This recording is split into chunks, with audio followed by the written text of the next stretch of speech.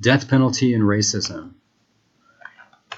If you pause here, you can see formal killings by the state have experienced swings in public support since it was first used in 1608. What does it look like globally?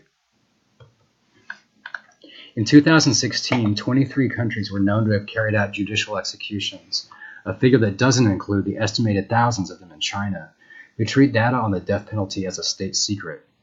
In 2016, 4 countries, Iran, Saudi Arabia, Iraq, and Pakistan, were responsible for 87% of the world's confirmed executions, with the United States ranking 7th globally. Capital punishment laws vary from state to state. Capital punishment is currently authorized in 31 states by the federal government and the U.S. military. Lethal injection is currently the primary method of execution in states that have capital punishment. Texas was the first state to use the method in 1982. In recent years, New Mexico, Illinois, Connecticut, and Maryland have legislatively abolished the death penalty, replacing it with a sentence of life imprisonment with no possibility for parole. The Nebraska legislature also abolished capital punishment in 2015, but it was reinstated by a statewide vote in 2016. Additionally, courts in Delaware recently ruled the state's capital punishment law is unconstitutional. States across the country will continue to debate its fairness, reliability, and the cost of its implementation.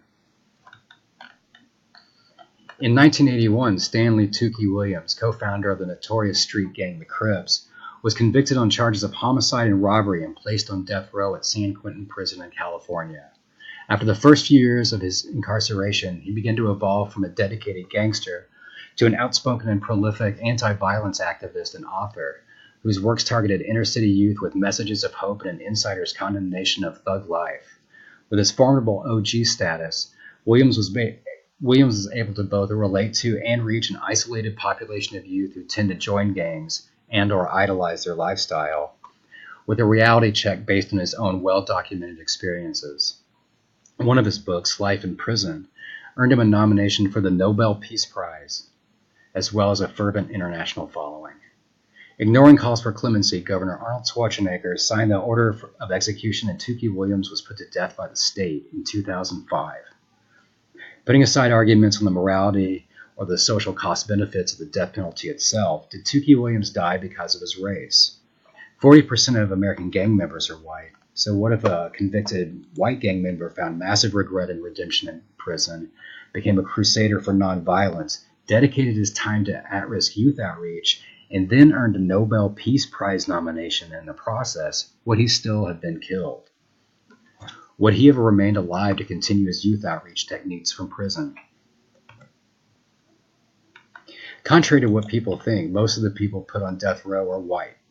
A study done at Florida State University by Garrett Kleck about racial discrimination in criminal sentencing found the death penalty had not been imposed in a fashion discriminatory towards blacks in the northern U.S., though this was not the case in the South.